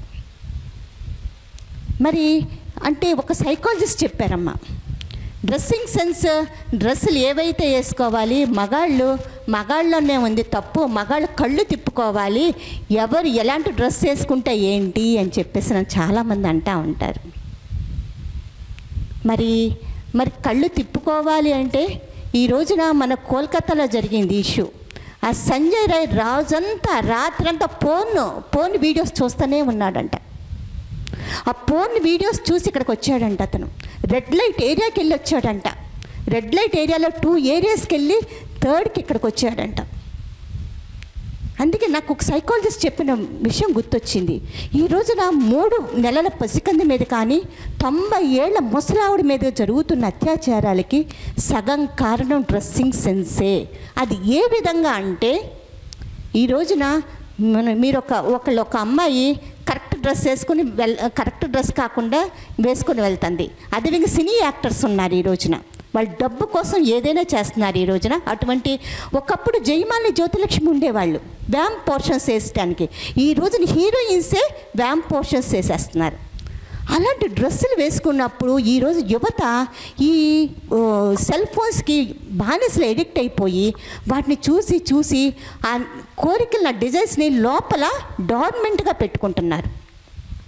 డార్మెంట్గా పెట్టుకొని వాళ్ళకి ఎక్కడ ఆ కోరికలు తీర్చుకునే అవకాశం ఎవరికి కనిపించట్లేదు. అప్పుడు 3 నెలల పసిపాప కానీ 90 ఏళ్ల ముసలావిడి కానీ వాళ్ళ మీద ఇది చూపిస్తున్నారు, వాళ్ళ ప్రతాపం అంతా. కాబట్టి చాలామంది అన్నారు నిర్భయ కేసు జరిగిన తర్వాత ఆ అమ్మాయి నిండుగా డ్రెస్ వేసుకుని ఉంది కదండి, ఆ అమ్మాయి మీద ఎందుకు ఈ విధంగా చేశారు, నిండుగా డ్రెస్ లేకపోతేనే కదా జరిగే అత్యాచారాలు, నిండుగా డ్రెస్ వేసుకుంది కదండి అంటే దానికి వెనకాల ఉన్నటువంటి మూల కారణం ఇది. ఈ డ్రెస్సింగ్ సెన్స్ సగం కారణం వెనకాల ఇందాక ఎస్ఐగా చెప్పినట్టు తల్లులు తండ్రులు కూడా మీ ఇంట్లో మీ అన్నయ్యకి మీ తమ్ముళ్ళకి చెప్పండి. బయటకు వచ్చినప్పుడు నేను నీకు అక్కనరా చెల్లిని, బయటికి వెళ్ళినప్పుడు బయట అమ్మాయి కూడా నీ అక్క నీ చెల్లి అని చెప్పే స్టేజ్లో మనందరం కూడా ఉండాలి. కాబట్టి ఈ రోజున ఆ డ్రెస్సింగ్ మూలంగా ఏంటంటే మీరు టైట్ చుడీదార్ వేసుకెళ్తారమ్మా, దాని మీద చున్నీ ఉండకపోతే ఎలా ఉంటుంది చెప్పండి అమ్మా. దీనికి ఇంకొక చిన్న ఉదాహరణ చెప్తాను, అది కూడా నేను ఎక్కడో చూశాను నేను. మహమ్మద్ అలీ పెద్ద బాక్సర్ ఉన్నారు కదా, ఒకప్పుడు ఉండేవాళ్ళు. ఆయనకి 2 అమ్మాయిలు. ఆయన ఒక బోట్ కోసం న్యూయార్క్ వెళ్ళారంట. న్యూయార్క్ వెళ్ళినప్పుడు ఆ తండ్రిని చూసి వాళ్ళు హాస్టల్లో ఉండుంటారు, పిల్లలు వచ్చి డాడీ అంటే దగ్గరికి వెళ్ళారంట.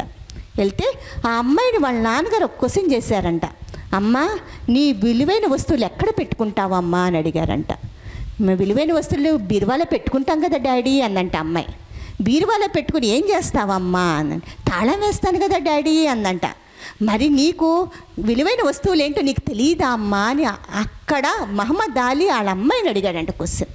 అంటే ఈ రోజున మన భారతీయ సంస్కృతి సాంప్రదాయాల్లో పుట్టినప్పుడు మనం ఎలా ఉండాలి, మిగతాన్ని వదిలేయండి, నేను కాదంటాను, మనం ఎలా ఉండాలి, మన వే ఆఫ్ ఇది ఎలా ఉండాలి. ఈ రోజున పాశ్చాత్యులు వెస్ట్రన్ కంట్రీస్ వాళ్ళందరూ వచ్చి మన డ్రెస్ కల్చర్ని మనల్ని తీసుకుంటుంటే మనం వెస్ట్రన్ కల్చర్ని మనం తీసుకుంటున్నాం. ఇది ఎంతవరకు కరెక్ట్, ఇది ఎక్కడికి వెళ్ళిపోతుంది ఒక్కసారి మీరు ఆలోచించండి. ఏదైనా జరిగింది అంటే కనుక దాని వెనకాల చాలా కారణాలు ఉన్నాయి. నేను ఒక సైకాలజిస్ట్ చెప్పిన తర్వాత నేను ఆలోచించాను, ఎస్ కరెక్ట్, అయితే ఇది కరెక్ట్. డ్రెస్సింగ్ కూడా కరెక్ట్ డ్రెస్సింగ్ ఉండాలి. పిల్లలకి, ఆడపిల్లలకి డ్రెస్ వేసుకుంటే చున్నీ, మీరు ఎందుకు వేసుకుంటున్నారమ్మా చున్నీలు, మీ కాలేజీలో ఎందుకు పెట్టారు ఈ చున్నీలు? ఈ చున్నీలు ఉండాలి, డ్రెస్ వేసుకున్నప్పుడు ఆ చున్నీ ఉండాలి, యూనిఫామ్ అది ఉండాలి, కంపల్సరీ ఉండాలి. బయట మీరు మామూలు చుడిదార్స్ వేసుకున్నా కూడా చున్నీస్ వేసుకొని మీరు వెళ్ళాల్సిన అవసరం ఉంది. ఎందుకంటే దేవుడు మనకు ఒక స్ట్రక్చర్ ఇచ్చాడు. మగాళ్ళ స్ట్రక్చర్ వేరు, మనకి ఆడపిల్లలకు ఒక స్ట్రక్చర్ ఇచ్చాడు. ఆ స్ట్రక్చర్ ఇచ్చినప్పుడు ఆ స్ట్రక్చర్ తగ్గట్టు మన ఇది కూడా ఉండాలి, మన వే ఆఫ్ డ్రెస్సింగ్ కూడా ఉండాలని చెప్పి నా భావన. Good morning ma'am, my name is Ananta Lavanya Kirti. I am studying 3rd BSc MPCS in Sri Gautami College. Ma'am, this question to SI ma'am. Ma'am, what is the primary steps in during taking such type of barbaric actions? ఏంటంటే నేనేమంటున్నానంటే ఇటువంటి barbaric actions జరిగేటప్పుడు మనం తీసుకోవాల్సిన primary జాగ్రత్తలు ఏమిటి? ఓపెన్గా చెప్పు. అంటే నీ వెనకాతలు పడుతున్నప్పుడన్నా లేకపోతే ఎవరైనా అటెంప్ట్ చేస్తున్నప్పుడు ఎలాంటి ఇది జరగకుండా నిరోధించడానికి ఇప్పుడు వరకు చెప్పినవి అన్నీ అవే. మీరు డ్రెస్సింగ్ సెన్స్ అనేది మార్చుకోవాలి, మీరు సోషల్ మీడియాలోనే తగ్గించుకోవాలి. ఎవరైనా మీ వెనకాతల వెంట పడుతున్నప్పుడు చూసి నవ్వుతూ ఉంటే వాటిని ఎంకరేజ్ చేయకూడదు. మీ ఇంటికి ఎవరైనా మీ ఇంట్లో వాళ్ళే చుట్టాలని పట్టాలని మీ అన్ని ఫ్రెండ్స్ అని లేకపోతే మీ మావి ఫ్రెండ్స్ అని ఎవరన్నా వస్తే వాళ్ళతో మాట్లాడకూడదు. క్లాస్లో క్లాస్మేట్సే కదా, బయటికి వెళ్దాం రా, సినిమాకి వెళ్దాం లేకపోతే షాపింగ్కి వెళ్దాం అని మీ ఫ్రెండ్స్ 2-3 అమ్మాయిలు ఉంటారు, ఎక్కడికైనా బయటికి వెళ్ళడానికి పిలుస్తారు. వాళ్ళతో బయటకు వెళ్తే అక్కడ మీకు తెలిసిన ఎవరైనా అబ్బాయిలు ఉంటే వాళ్ళు వీళ్ళు మాట్లాడుకోవడం లేకపోతే ఎక్కడైనా ఐస్ క్రీమ్ పార్లర్కి వెళ్ళి కూర్చోవడం అక్కడ స్టార్ట్ అవుతుంది. సో ఇవన్నీ జరగకుండా ఉండాలంటే ఫస్ట్ మనము ఎవరిని ఎంకరేజ్ చేయకూడదు. ఇది మెయిన్. మనల్ని ఎవరిని ఎంకరేజ్ చేయకూడదు. మీకు సమ్ అన్నోన్ పర్సన్ నుంచి మెసేజ్లు వస్తాయి. క్యూరియాసిటీ, ఎవరు ఫస్ట్ రోజు వదిలేస్తారు, సెకండ్ డే మళ్ళీ పెడతారు, వదిలేస్తారు, థర్డ్ డే మళ్ళీ పెడతాడు, రిప్లై ఇస్తారు, ఖచ్చితంగా ఇస్తారు. అక్కడి నుంచి స్టార్ట్ అవుతుంది. ఆ క్యూరియాసిటీ దేంట్లో ఉండాలి? చదువులో ఉండాలి. ఎవడో ఒక కోన్కిస్గా గొట్టంగాడు మనకు మెసేజ్ పెడితే వాడెవడో తెలుసుకోవడానికి క్యూరియాసిటీ మనకు ఎందుకు ఉండాలి? అది లేకుండా ఉంటే అవసరమైన వాటిని ఉంచుకుని అనవసరమైనవి మనం పట్టించుకోకుండా ఉంటే ఇలాంటివి మెయిన్ జరగవు. అంటే కొన్ని విషయాలు చెప్తున్నాను, అన్నీ అని కాదు. ప్రతి సిచ్యువేషన్ ఒకలా ఉండదు. మన క్లాస్లోనే ఫ్రెండ్ చేయడానికి మన మీద అవకాశం ఉంటుంది. వాడికి అవకాశం ఎవరిస్తున్నాం? మన ఫ్రెండ్ అయితే మనమే ఇస్తున్నాం. ఫర్ సపోజ్ ఇంట్లో పేరెంట్స్ కొన్ని చోట్ల స్టెప్ ఫాదర్స్ వాళ్ళు చేస్తూ ఉంటారు. తండ్రి అలా చేస్తున్నాడు అంటే స్టెప్ ఫాదరు అతనికి అవకాశం ఎవరిస్తున్నాం? మనం భయపడి చెప్పలేకపోతున్నాం. ఎవరో ఇన్స్టాగ్రామ్లో వ్యక్తులు పరిచయం అవుతున్నారు, వాళ్ళతో ఇంటరాక్ట్ అవుతున్నాం. వాళ్ళతో ఇంటరాక్ట్ అవ్వాల్సిన అవసరం ఏముంది? సో దాన్ని తగ్గించుకోవాలి. బయట వ్యక్తులు మిమ్మల్ని ఇబ్బంది పెడుతుంటే భయపడి ఓపెన్ అవ్వట్లా. అవి ఓపెన్ అయ్యి మీ పేరెంట్స్కి టీచర్స్కి స్టేషన్స్లో కంప్లైంట్ ఇస్తే అవి ఎంతో కొంత అక్కడికి తగ్గిస్తాము. సో ఇలాంటివి మీరు ఏమి అవసరమో వాటిని ఉపయోగించుకోండి, అనవసరమైన వాటిని వదిలేసేయండి. ఇలా చేయడం వల్ల మనల్ని మనం సెక్యూర్ చేసుకుంటాం. దానివల్ల ఏమీ నష్టం జరగకుండా ఉంటుంది మన లైఫ్కి. Thank you ma'am. Thank you madam. ఇప్పటిదాకా ఎస్ఐ జయలక్ష్మి గారు, రాజ్యలక్ష్మి గారు చెప్పిన ఇన్ఫర్మేషన్తో ఖచ్చితంగా మీరు అలర్ట్ అవుతారని చెప్పేసి భావిస్తున్నాను. ఈరోజు నరసాపురం గౌతమి కాలేజీలో పురుషాసుర మర్దిని అనే కార్యక్రమాన్ని నిర్వహించినందుకు కాలేజ్ ప్రిన్సిపల్ శ్రీనివాస్ గారికి మా బీసీఎన్ తరపున ధన్యవాదాలు తెలియజేసుకుంటున్నాను. అలాగే ఈ కార్యక్రమం మీద వీరు ముగ్గురు వారి స్పందన ఇప్పుడు మనకు తెలియజేస్తారు. మేడం, పురుషాసుర మర్దిని కార్యక్రమం మీద మీ స్పందన. ముందుగానే చెప్పుకున్నట్టు మరి పురుషులందరూ మంచివాళ్ళు, దాంట్లో కొంతమంది రాక్షసులు ఉంటారు. ఆ రాక్షసుల్ని వధించటానికి ఒక్కొక్కరు కూడా మన ఆపద సమయంలో పురుషాసుర మర్దినికి దాకా మనం ముందుకు వెళ్ళాలి అని ఒక సంకల్పంతో ఈ కార్యక్రమానికి శ్రీకారం చుట్టినటువంటి బీసీఎన్ ఛానల్ వారికి ముందుగా మరి నా హృదయపూర్వక ధన్యవాదాలు తెలియజేస్తున్నాను. మీరందరూ కూడా మంచి మంచి క్వశ్చన్స్ వేశారమ్మా, చాలా బాగా చేశారు. అదే కాకుండా ఈ రోజున ఇటువంటి కార్యక్రమాన్ని ఇక్కడ చేసుకుంటానికి వీలుగా కల్పించినటువంటి మరి గౌతమి కాలేజ్ కరెస్పాండెంట్ గారు దుర్గా ప్రసాద్ గారికి నేను నా హృదయపూర్వక ధన్యవాదాలు తెలియజేస్తున్నాను.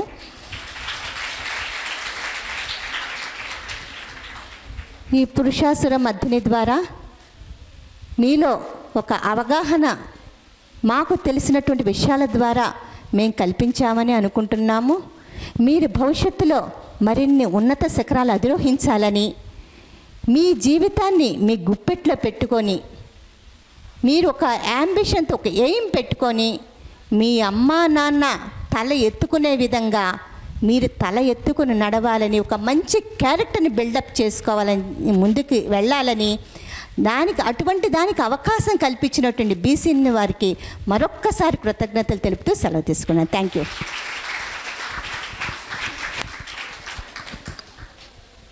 బీసీఎన్ వారికి కృతజ్ఞతలు. ఎందుకంటే ఈ ప్రోగ్రామ్స్ కండక్ట్ చేయాలి, ఎప్పటికప్పుడు చేస్తూనే ఉండాలి.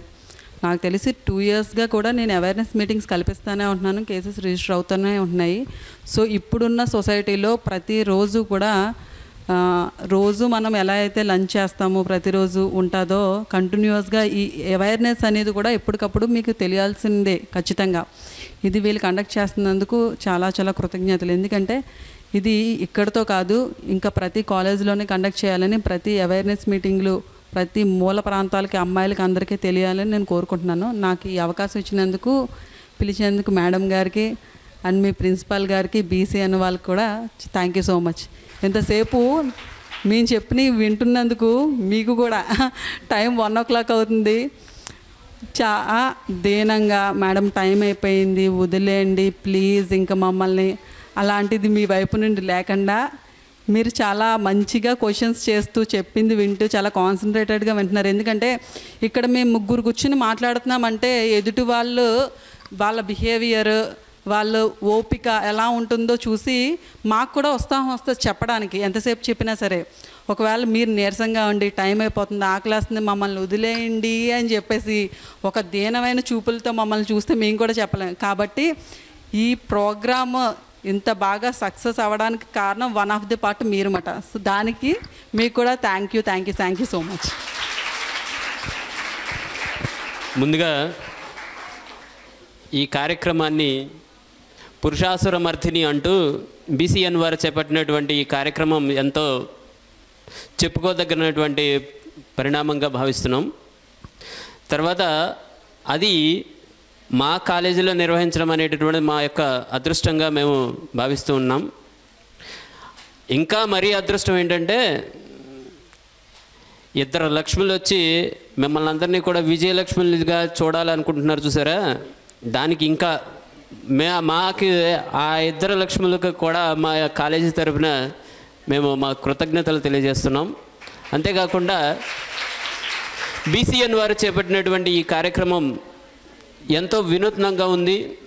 ఇటువంటి కార్యక్రమాలకి మేము ఎప్పుడూ కూడా ముందుండి మా యొక్క సహకారాలు అనేటటువంటి అందిస్తూ మా విద్యార్థులను ఎప్పుడూ కూడా వాళ్ళ యొక్క పోకడలు అనేటటువంటి మార్చుకుంటూ మంచి విద్యార్థులుగా మంచి వ్యక్తులుగా మెలిగేటటువంటి కార్యక్రమంలో మేము కూడా మా పాలు పంచుకుంటామని బీసీఎన్ వారికి చెప్తూ ఈ కార్యక్రమాన్ని నిర్వహించినందుకు మీ అందరికీ కూడా మా కృతజ్ఞతలు తెలియజేస్తున్నాం. Thank you.